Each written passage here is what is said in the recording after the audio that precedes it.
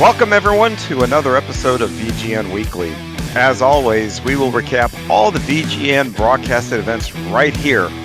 We will also have in-depth interviews with your favorite drivers, your favorite sponsors, league owners, and more. So subscribe and like the broadcast. And also, don't forget to hit the notification bell so you can get alerted every time VGN takes to the air. If you are a league owner and you have a broadcasting need, please reach out to us at thevirtualgrip.net. Fill out the form and we'll get right back to you. Welcome and thank you for joining us. This week's guest is going to be one of the more popular drivers here in the BRL. It is going to be Bruce Pearson. His BRL career started back in 2019, and he has over 720 starts in the BRL. Bruce has also picked up a Sportsman Championship along the way. But before we get to Bruce, we need to recap all the action from VGN this past week. This past week, the Bootleg Racing League was in action at the Myrtle Beach Speedway. The first race on Saturday night was the SK Modifieds. It turned out to be that track Saturday was going to be a bit tricky. It was an interesting night for sure on the broadcast. We had several cautions throughout the night. A lot of slipping and sliding around that tricky track, that's for sure. Chris Hazlip and Tom Hilbert would lead the field to green. The race would see 5 cautions, on that track. That would actually keep the field bunched up, and usually when you get a bunched up field, you get a lot of action, and that is exactly what we would have. Chris Hazlip would lead the field until, we'll call it engine trouble. You have to watch the broadcast, one of those issues on a computer, but we'll just call it engine trouble. That temporarily gave the lead to Tom Hilbert, but that was a very short-lived lead there. Lowell Jewell would sucker the rest of the field on the restart to take command of the race. The point leader, Todd Liston, would eventually track down Jewell and grab the lead, a lead that he would not relinquish, and he would go on to claim his second win of the season. Rounding out the podium was Jeffrey Harden and John Wilson.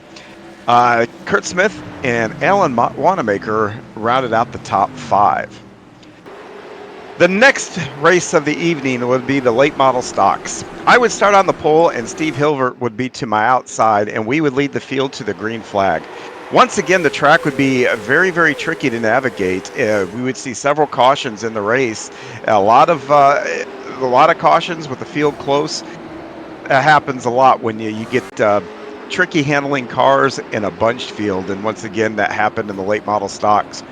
We would only see one lead change though in this one, and that's when Jeffrey Harden claimed the top spot on lap 16, and all the action though was behind him.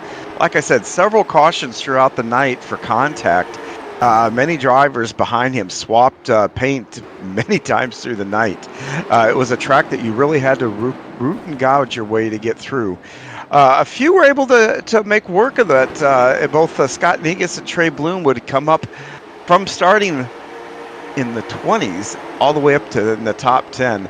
But the biggest story of the night was Todd Liston, who would come into the race with the points lead, but would find trouble that would eventually knock him down to 14th. Harden would go on, like I said, to secure his second win of the season, and he was joined on the podium by Ruben Altice and John Wilson. I was able to hang on to 4th, and rounding out the top 5 in a big move for Scott Negus, coming from about 20-something position all the way up to top 5 was a really, really nice job for Scott. With that said, though, we are going to take a quick time out, and when we return, we will have our conversation with Bruce Pearson. Thank you for watching VGN, and we'll be right back.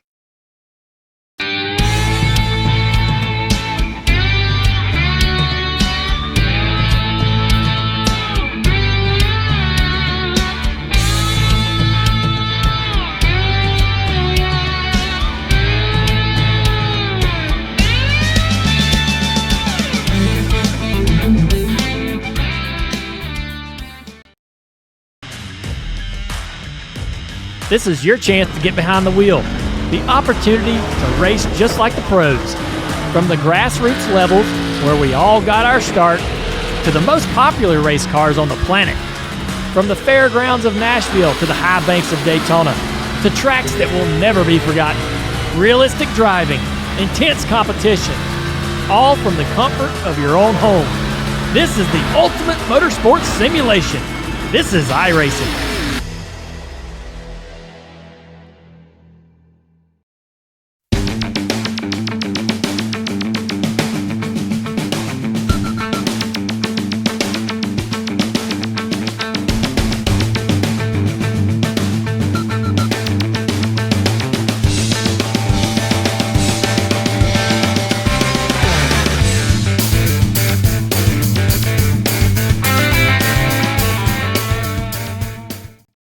Welcome back to VGN Weekly, and as promised, Bruce Pearson is our guest, and he joins us now. And Bruce, how are you doing today?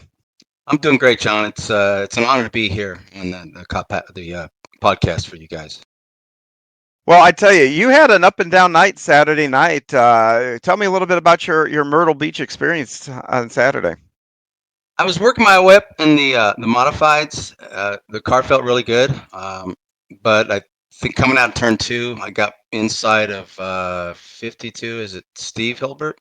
Hmm. And went back and looked at the replays. Just a matter of me coming up a little bit and him coming off the wall just a little bit. And his left rear, I think, touched my right front, and around I went. How I kept it out of oncoming traffic, I have no idea, and kept it off the walls, but I was able to. And I fought back. I thought I finished respectfully, but that was with the help of a lot of the crashes that took place. Late models, I was doing well, but then I got caught on that outside line and washed way back. But I did find my way back in the top 10, and I think it was that last lap crash. I ducked down real low and got by Todd and I think Scott, and I was able to come, I think, sixth in late model. So the night ended up on a positive. That sounds like an eventful night, and I did see the replay of your spin in that SK. I'll be honest, color me impressed that you didn't get down into that wall and come back into traffic. Because for a while there, it looked like that was going to be big. Yeah, I looked because I have VR, so I looked to my right and I could see the whole field coming, and I don't. I was just hoping that I could keep it locked down and not slide back up because I was going to get wiped out by everybody. Well, you did a good job and were able to carry on there. But nice night on Myrtle Beach for you, all in all. But well, let me shift gears and let's go to talk a little bit about how did you get into sim racing and how did you find your way into the BRL? Well, I just like everyone else, they went to the racetrack with their dad when I was a kid. He got back from Vietnam when I was 9, I think, and we started going to the racetrack. And here in Denver, it was just two tracks, Lakeside Speedway and Englewood Speedway. They're real small asphalt tracks, and just fell in love with it.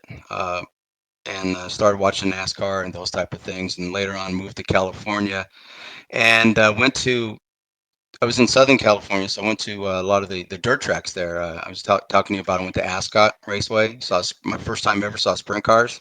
Was blown away.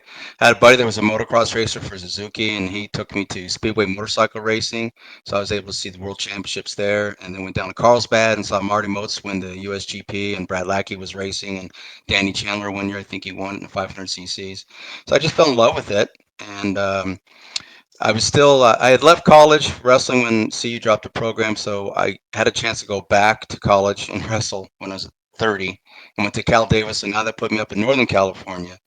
So I started going, checking out all the racetracks there. My dirt tracks were by select were Twin Cities Speedway in Yuba City, north of Sacramento, and then the Placerville Speedway, a big sprint car track, as you head east out of Sacramento. Well, you speak of where have you found your love of racing, all that. It sounds like you got exposed to a couple of different disciplines there on the short tracks. Did you have a favorite between the dirt and the asphalt? Well, I sort of did. I was interested in maybe pursuing dirt, but I ended up living in Roseville, California, literally 3 blocks from the All American Speedway, which is a quarter-mile asphalt track, a lot like Slinger. So I ended up going there, and then as luck would have it, I was working as a trainer in a gym, and one of my clients knew that I wanted to race, and so he had some money, so he went and bought a IMCA asphalt modified. So why don't you race this for a while? I'd never been in a stock car in my life, so I got in this asphalt modified 8-inch wide tires, treaded tires, on a really tight track. And my first race was the Rose Classic, which at Roosevelt All American Speedway, had about 90 of the best asphalt modified drivers in the western part of the country. That was my first race. So I raced half the year on that, and it Trial was by what fire. to say the least. Well, you talk about you were half the season in that. How long did you drive that car for? About 7 or 8 races, and then there's such a fast track. We bought it off a guy up at Shasta Speedway or Anderson Speedway up in Shasta, Northern California. Had a chromoly chassis, was super fast. So he had some friends that really wanted that car, and it was way was not the driver for that car. So we got rid of it, and it was several years later. I was able at the same track get into a street stock, which was a '73 Camaro. That was the most fun I ever had. That was a blast. Well, through your time there behind the wheel, and I know we do short track stuff now. How much of what you did back then relates to what you're doing now in that 22 car of yours? Well, obviously, Sims racing is a lot different, but just the way bootleg is set up, Hmm. when we were having the 3 races, it was 3 classes, like the afternoon, then late afternoon, then evening. That was just like being in a Saturday night short track event. Yep. So I really like that format. Now we're down obviously to the 2 events, but I just like short track racing. I did join the my first league was the Old Bastards Racing League, and I actually won an SK league title in that. But then he switched to the bigger tracks with the Cup cars and trucks and ARCA cars, Xfinity. So I still do that, but it was broad. It wasn't virtual, wasn't around then. Virtual Grip wasn't around, but I did watch a broadcast of bootleg and thought, man, I'd really like to be a part of that, and gave it a shot and applied. And if you remember, I was always in the back because I was I was trying to learn my way around the short track on the sim. Yeah, and that's why I was actually excited about having you in here. You're probably one of the most talked about guests that everybody mentions when they come on here about racing you and being impressed and seeing the progression that you've made. Um, you know, what do you think, contributed the most to that? Did you have like a light bulb moment, or do you think it was just seat time? What has helped you get to where you're at now? I mean, contending for championships, winning one there in that sportsman division. So, what do you contribute to that? Well, the old bastards has a point system. If you finish a race with 0 incidents, you get 5 bonus points. So I was not going to be as in contention for race wins with the faster drivers. So I made it a point to try to race as clean as I could and get as many points as I could that way. And actually, one year in the Cup Series, I won the Clean Driver Award. Got a nice little plaque from the league. So when I got into bootleg, being an old wrestling coach and scouting opponents, I started watching everyone. Uh, I'd go back and watch the replays, see how JR did it, how the faster guys did it, and also kind of kept tabs on the other guys that started and were new like I was, and how we would be raced and how we would race others. So as time went by, if JR or someone like that came up, I just let him go. But I started getting more confident, and so then I would put up a fight. I'd fight him for 3, 4, 5 laps, and then let him by, and then try to sneak in behind him and watch what he was doing. But it's just a matter of getting racecraft. When I got VR, that certainly helped. But there were 2 things lately, this within the last year, that really were critical. Um, Being an old coach, I know that if your athlete thinks that you believe in them, that goes way far to help them be successful. So Jeffrey Harden reached out and asked me if I would be interested in being part of his team. Well, that was a huge confidence boost. So that I started feeling better about myself and started placing higher in the league, in the races. Then maybe I got a little bit full of myself and started getting a little bit more aggressive. And one season I had a lot of penalties. And so the second thing that really helped me was that Lowell reached out and sent me an email and says, "You had a lot of incidents. If you do it again this season, I'm going to have to sit you down. You're a better racer than that. You're a much better sim racer than the way you've been racing." So he put me on alert that I had to get my act together, but he also expressed confidence in me. And so those 2 factors, I decided, man, these guys believe in me. I need to start believing in myself, and just started just trying to work my way through. Lowell is good for those talks, and that's one of the things I think actually he has done to make this league what it is. And He's got his pulse, got the pulse of what's going on track and stuff like that. So, um, yeah, you talk about trying to learn from other guys and Jr. and all those guys. I remember also like when I got into the league, the guys to beat were Jr. and Bobby Rafferty and a few others, and Eh, man, learning it's so tough because you talk about being a coach. You go back and you watch film, of a game or whatever. You see opponents' tendencies and maybe what they're doing and things like that. Um, did you find that hard? Did you use that in any part of your process? Because I know I've tried and probably not always succeeded with it, but I would think that if you know what you're looking for, you could use it. Yeah, it helped me a lot. There were certain tracks where the outside line would work really well. Um, we always heard of how JR was really good at saving tires, so I would watch his line. I would try to listen to his throttle pickup. But then there were other guys that would have to fight their way through the pack that maybe weren't quite on his level, but were trying to get to his level. So, and then the other is getting the rhythm of a race. And being able to get back in your rhythm if there are a lot of cautions. Those are things that have to be learned. You have to feel comfortable doing those things, and it's just a matter of time. But a lot the videos did help me a lot. I've even gone watch flow racing, like when we're going to Thompson or a place like that I'm unfamiliar with, and see how the real world drivers are doing it, and just to get as much info as I can. Um, That's actually a really good idea. Never thought about doing that. But I can tell you the notice. Everybody in the league has almost noticed the improvement with you, and you should feel really good about that because, like I said, I think you've been one of the most talked about people on these shows, and everybody has been very complimentary of the improvements, and not just clean race, not clean race, or whatever, but just the overall pace and the competitiveness. So, I would, your secrets of studying film and stuff like that, people should probably take to heart because it's worked for you. How much practice do you do any practice through the week? I when we were having a lot of the different series, I didn't because I also run in a few other leagues and then my work schedule and stuff. I never do official races; it's all league racing. But lately, since the AI has gotten better, um, Yeah. I'll go ahead and mock up a couple AI races and try to basically gauge tire wear and the different outside versus inside lines because those AI sometimes even on a track that the inside line is preferred, they hog it if they're slower and it forces you to go up high. So yeah, I am practicing more now, and now that I'm in hunt for a championship or two, I'm practicing a lot more. Yeah, that AI is unbelievable. I go back to, using the AI mostly on console games, and you would think half those things were drunk when you're on the track with them. Yeah, that's something very impressive with iRacing on. And I never thought about using that as a practice, hopping in and using an AI one either. So another good tip there. Um, you talked about other leagues. What other leagues are you involved in, and what kind of cars, or and what disciplines? Well, it's all asphalt. I know you're going to ask about dirt, but I just I no. was not going to ask about dirt. Yeah, I you let were. people Yeah, bring you were. the dirt up.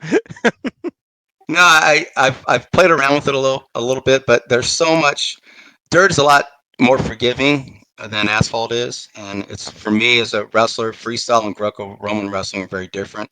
Freestyle is a lot of upper body, lower body attacks. You can let it hang loose. Greco is strictly upper body. So those are the two contrasting styles. And for me right now, with my racecraft, it's best for me to focus on the asphalt. So I'm racing less and less in the old bashers because I do race with the bigger cars, bigger tracks. So I'm in Allen Wanamaker's yesteryear modified league. I like that league a lot. Recently joined the Red Light league. They're racing right now. SK's on Thursday nights, and then Furniture Mart, Save Mart modified series. They race every Wednesday. Wednesday it'll be late models, and following Wednesday they'll alternate. It'll be tours. So I just started in those guys. I used to race with them when it was all late models, but now I'm with just those leagues right now. So you're getting a lot of seat time through the week. So even the practice with the eye, you're just getting all kinds of seat time then. That's true, but you got to know your competition. And Oh when yeah. you get all these different leagues, you get when they first start up, and there's a lot of new guys. No one knows, especially it's all short track predominantly. No one knows each other's breaking points, or who the stronger drivers are, or who starts off really fast and fades, and who comes on later in the race. So you have to get to know your opposition. And so the other leagues, I don't have that, I guess, experience compared to what I do have with bootleg. So it's a learning process. Well, you talk about the wrestling and all that kind of stuff. Tell me a little bit about that. That's kind of an interesting background to have, and what all have you done on that front? Well, in high school here in Colorado, I won the state freestyle championships and Wow. dating myself, 1975. So that that qualified me for the Team Colorado that ended up going to Europe, and it was a part of a huge culture exchange trip. 13 teams from across the United States all met in New York, and then we flew to Frankfurt, Germany for 2 days, and then we're dispatched to our country for a month. I was in Turkey for a month. Uh, Wow. Very interesting. And I came back and earned All American status in the Nationals and got my scholarship to Adams State College here in Colorado. At that time, it was an NAI school, and we were national champs my freshman year, third in the nation my sophomore year. I made the mistake, I guess you could say, of transferring to CU, Boulder, and wrestling for them because they dropped the program the following year. It Oh turned out no. well. It turned out to be a blessing. I ended up moving to California and fell into a coaching job. That wasn't the big plan. But I started coaching at 22, became a head coach, and ended up coaching for 36 years at numerous high schools, one junior college. Was a five-time national coach for California to the Open Nationals and Senior Nationals back east, and at age 46, I won a national championship myself. So, and then I hung them up, but I kept coaching for another 12 years. But I'm done now. The body says no, got to give it up, and just focus on iRacing. Oh, that is an awesome story. Going to Europe at that young age, that had to be an eye opener. But you also had to tie that to racing. You had for those of you that are on the West Coast will probably recognize the name, but you had a racer come through your program. I was in the fitness industry for a lot of years and would coach. And then I went to Rockland High School, which is a eastern suburb of Sacramento, and was coaching there. And the principal wanted me on campus. He says, "You're really great with the kids." So I was like an assistant to the dean and security officer. And so one day I get a phone call or a radio call that there's a student that's refusing to get off of a bus. It's not his bus. He's giving the driver all kinds of grief. So I go out and I pull the young man off the bus, and he's a big kid. And we get to talking. He knows that I'm the wrestling coach. So I convinced him to come out for wrestling for a couple of days. And he came to me and says, "I can't do this, coach. I just don't have the time." I said, "We're just getting started." He goes, "No, no, I race I race cars. I don't have the time. I got this is taken away from my race car." It turned out to be a 15-year-old freshman. He was a sprint car racer, and his name was Robert Ballou. And he still races. I still follow his career. He's I guess got his own team now. I think he's a trucker, and he's trying to get one of the top drivers or number of drivers. 500 starts, I think, in USAC. Wingless sprint cars. So yeah, he was a polite guy. He was a little heated that I pulled him off the bus, but I went and watched him race, and I've been impressed with him ever since. Phenomenal talent.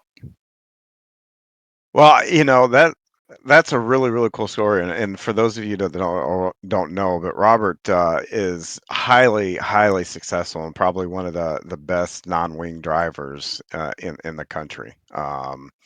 I don't know if he's won the Chili Bowl or not, but I know out in the CRA and USAC, Western States USAC stuff, he is one of the best. He's on the level of a Sleepy Trip and some of those guys. So it's kind of cool that you never know. But the other part, I guess that too, though, even though you never met him, but weren't you at the same school that where Kyle Larson came through eventually? I was at Rockland, and he went to Elk Grove, which is on the Okay, south side of Sacramento. So yeah, so same we school district. same school area, same you know uh, stomping grounds. But I actually think I was back home in Colorado when he started making his breakthrough because he's a lot younger than me. Yeah, yeah, a little younger than all of us. So, um, well, you talk about, out there in California and whatnot. So, where are you located at now? Where do you hail from right now?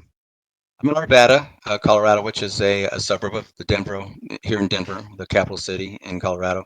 I grew up in Aurora. I was born and raised in Aurora. That's on the east side of town, and Arvada's more on the west side of town. So I'm still here. The racetrack here we go to is Colorado National Speedway, where I was a track official for 1 year because I Nice. left. I started trying to get a sim program, to a STEM program, with the street stock that I ended up racing at All American Speedway. To be honest with you, it was just trying to get a program to get kids involved so that people would sponsor my race cars. So I was trying to get some sponsorships involved, and then I realized I didn't know enough about the car, so I headed back to North Carolina to NASCAR Technical Institute and lived in Statesville, and I guess or Troutman, and I guess Chris Hayslip in our league is in Troutman, so or in Statesville, so we were almost neighbors, but didn't know him that back then. So I actually had a chance to go see Tri County Speedway, Bowman Gray, Hickory. That's why it was so cool to win at Hickory a few weeks ago in a mod. So yeah, I came back and I'm here now in Denver area and trying to back at the school I'm at now. Still trying to get the sim program going, STEM program with iRacing, and I've spoken with Tony Gardner about it. We almost had it going, then COVID hit, so I'm going to try to get it going again. Well, very cool. Well, being in Colorado, there is one race that happens in Colorado. It's on my bucket list. I haven't gone, but have you gone to the Pikes Peak? That deal? No, I have not. Really? Oh, you gotta go, man. Yeah, um, I'll go down there one time. yeah, I just think that'd be a very interesting. I just want to see the atmosphere and all that stuff down there because obviously that's not anywhere you're gonna be able to sit and watch the whole run, I guess you would say, up Right, that mountain. right. But Yeah. um, all the different vehicles and all that they use out there is, I don't know why I find that fascinating.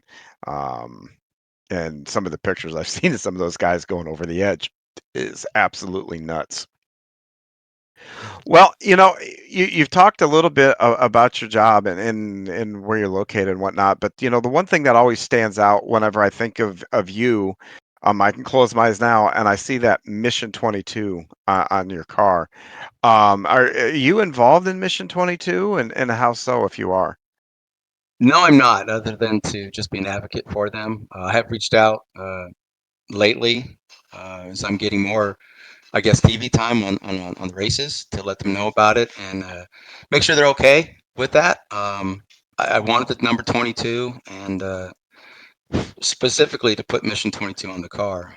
And that goes back to the when my dad got back from Vietnam, I could tell it. I'm just a little kid, but he wasn't the same man. And all Yeah. the years I coached, so many of the young men and women I coached went into the armed forces, all the branches. One of my assistant coaches 1 year, uh, he had been injured in Iraq. His Humvee went over an IED. He lost two of his friends. I saw the impact it had on him. So having so many young people that I got so close to going in the military and how it affected our family with my father and the family of those kids that have gone on, I wanted to do something. Everyone gets in iRacing, do the paint schemes, and a lot of fun stuff, but I want to do something a little bit more serious. And so I wanted to work out the font and the design and got that on all the cars. And when I first moved home, I had a Staffordshire Terrier German Shepherd. And in Denver at that time, it was a very strict pit bull ordinance. You could not have pit bulls, so I had to keep the fact that the dog was that part, and just that was just a German Shepherd. And then they legalized the pit bulls, and so I want to do something to promote the breed. I did go to a shelter here in town and got a breed, a pit bull, a lab mix. So I started doing some research on organizations about pit bulls and learning more about them, and I ran into the American Pit Bull Foundation, which is based out of Charlotte, North Carolina. I want to put them on my card because they have a program called the Operation Sidekick. They will take pit bulls from shelters and train them to be service dogs or care dogs for veterans. And so I thought, well, this is pretty cool, and that's why you see the both sponsors on the car, with Mission 22 being the predominant one. Gotcha, gotcha. And for those of you that don't know, Mission 22 is a charity event, and their thing is every 22 minutes a combat vet commits suicide. It's a great cause. If you ever looking for something to donate or something like that, look them up. That's like I said, it's a really really good cause there. Um, you know, going back to your car and everything else, we'll go back into iRacing here just a little bit. Is there a particular track? What's your favorite track? Well, I do like Hickory a lot. I do like Five Flags a lot, and I do like Erndale, or not Erndale and Lucas, where Irwin. you have to ride IRP. It is. Yep. You have to ride the wall. I like those a lot as well. Well, and then the ride, the being right up there against the wall there is probably you said the reason why you like them. What about Five Flags and that? Because you're back. What makes you what attracts you that track? I just feel really comfortable there. I feel really comfortable there, and Hickory. I just kind of mesh with it. So what tracks and do you absolutely hate? If you could tell Lowell take these tracks off the schedule, which tracks would you like to see replaced with anything? Well, he hasn't put Oxford Plains on there because I detest that track. So I hope he just keeps that off the schedule altogether. I second that. That's not one of my favorites either. Um, well, you know what? Those two tracks that Oxford Plains. I mean, it's all the history and all the flat tracks. I mean, do you is it the flat track there? Or is it just the constant turning? Constant turning. I mean, he's just going in a big circle. So I used to feel that way about Langley, but I Langley still does feel that have. way about Langley. I actually had a flag to flag win in the old bastards there in the ARCA car. So that's one of my favorite tracks now. In the ARCA car there? Oh my God, that just sounds like a headache. Um, yeah, I mean Langley. I think I'd rather go to Oxford Plains than Langley, but um, well, everybody's got their favorites in there on the tracks and all that kind of stuff. So if we just talked about one of your favorites in a bad light, just send all your hate mail to Ryan Seneker. Um, but real quick here, last thing I want to get to, I started it last week with Steven, and that was a word association. And so I'm gonna have you hope you play along here a little bit. So I'm gonna give some things out here based on kind of our conversation, all that. So you just have to give 1 to 2 word answers. Fair enough? Okay. All right. I'm gonna start with short track racing. Fun. Placerville. Dirty. You got to wear goggles when you go there. And this one you might get mad at me for, but I'm gonna do it anyway. WWE. Theater. Does any of that transfer? I mean, I've seen some guys that come from that wrestling background. I think it's like a Kurt Angle. I think wasn't he like an Olympic? Does any of that transfer? Transfer from where to what? I mean, I don't know. they're great athletes. I'll give them that. They're conditioned, but it's all rehearsed. It's all fake. I mean, even The Rock admitted it. I mean, it's fake. That's true. That's true. I knew that would kind of push a button, but last thing here, SK or the late model? SK. Why? I guess because it's what raced in real life. That type of mod. I like being able to see the tires. I like the feel of the car, and I struggle like crazy trying to manage tires in the late model. Fair enough. Yeah, that tire thing when they came out with that sure changed just the whole the whole I am. landscape of I'm doing getting late better models. at it. The first year it came out, I didn't finish the races because I got 75 laps into it. My right front was gone, but I'm getting better. And it's interesting. For a while, it seemed that all the tracks would wear out about 75, 80 laps that you were gone. But some of the tracks, there's a differentiation now between the ones that just eat them up and the ones that aren't as bad on them. Yeah, and the funny thing is, I think that was part of the hard thing about Myrtle Beach here this past weekend. That the back ends were like I felt like I was like on the right rear the whole time, but that right front was wearing big time. Um, so they It doesn't wear make sense. different. Yeah, it was loose, and you would expect because when that Yeah, happens in the mods, the right rear's gone. But for the yeah. late models, that right front's still going down. I don't understand. Yeah, I couldn't figure that out either. So I don't know what iRacing secret sauce to doing that, but I mean, at least it keeps us on our toes. I kind of enjoy that aspect that you've actually got to figure out what you're doing and take care of your stuff. So, but Well, I appreciate you playing along there and we're going through the word association here, and we're gonna wrap that up, wrap our interview up on that note. And but we gotta also do a preview though of coming up here, and that's New Smyrna. And I'm gonna ask you real quick, your first take, your first thoughts on going to New Smyrna this week. It's a fun track, but I don't do as well there as I should, as I have in the others.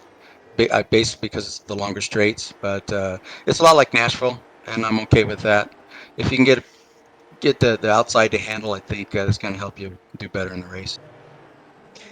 Yeah, that's that track I've always had a love and hate relationship with, and that's another one of those tracks too that the cornering speed. And I don't know about you, but this is where I struggle is keeping that mid corner speed so you can get that run out of the corner to get down those long stretches there and do that and not wear the tires in the process. So if you got any advice on that, I'm all ears.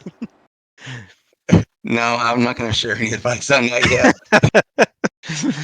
Well, I tell you, last time that the BRL went to New Smyrna in the SKs, Todd Liston was able to bring home the win, and Donnie Moore has had a lot of success there too. He's got 5 wins in that SK.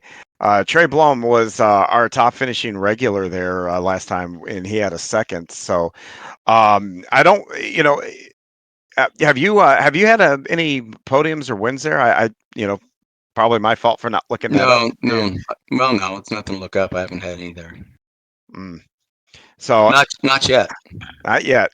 Well, we'll get there, and we'll both have to work on that this weekend, then probably. So to get ready for that. But you know what, Bruce, I really appreciate you taking time here and coming on the show this week, and it was so good to get to know you and stuff like that. And like I said before, you're one of the most talked about guests here, and I got a feeling that there's going to be a lot of folks interested in getting to know who you are. Well, thank you, John. I just want to tell you that all the leagues that I choose to race in are all broadcast leagues, and that's for a reason because I always go back and it's I can tell my friends, hey, check this out. But the work that you guys do is just phenomenal. I mean, like Soup was saying it last night, you didn't know where to focus on because there are battles Yeah. everywhere throughout the field. Now that can be true in any race, but it seems like all the other broadcasting teams always seem to focus on what's going on up front. And VGN always covers the entire field, and I think all the drivers appreciate that. But it also is a testament to how tough bootleg is, and you guys do a fantastic job.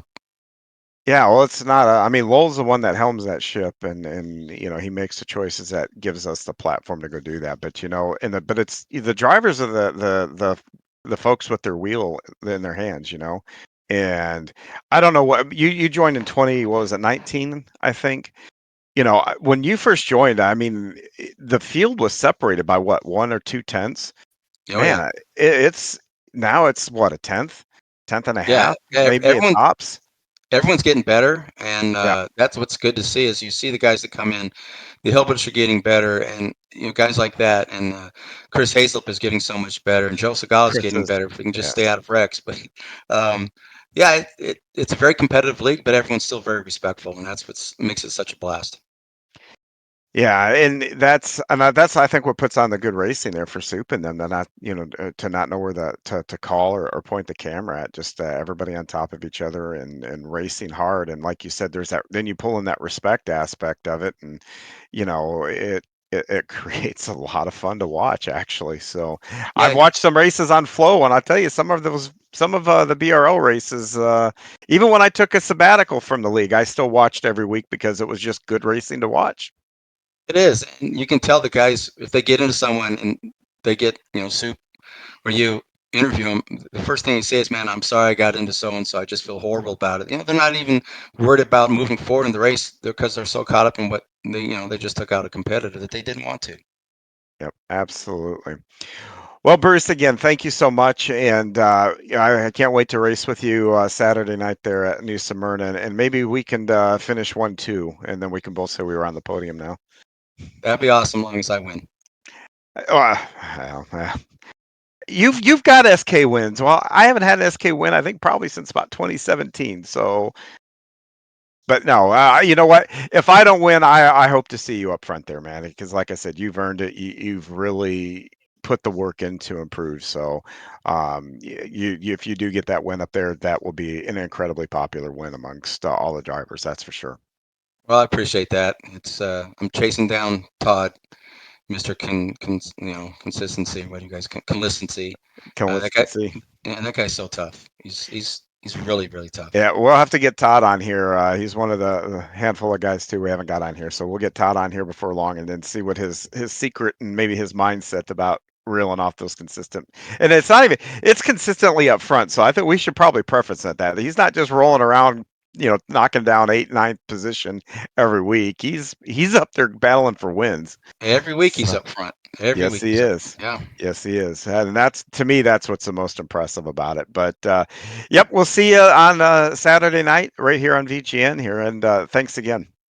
Thank you guys. Appreciate it. Keep up your good work. And thank you for watching the show this week, everybody. I cannot tell you how much it means to me and Ryan and Lowell that you guys keep tuning in here to these things. And just a reminder, upcoming VGN races, we got a Saturday night lineup once again, the first with the SK Modifieds and then followed by the late models from New Smyrna Speedway down in Florida. The next podcast that we will be on next Tuesday. We'll have Tom Hilbert. He will be joining me right here on the program. But once again, and thank you again for tuning in. Like I said, the appreciation, I cannot tell you how much it's cool to see how many people are watching, so thank you. And just remember, when you do tune in, if you're watching now, make sure you don't forget to hit the like button, hit the notification bell so you can be notified anytime VGN goes live on the air. Remember also, if you have a broadcasting need, please go to thevirtualgrip.net, fill out the little form there, and we'll get back to you. Thank you again, and we'll see you right here next week on Virtual Grip Weekly.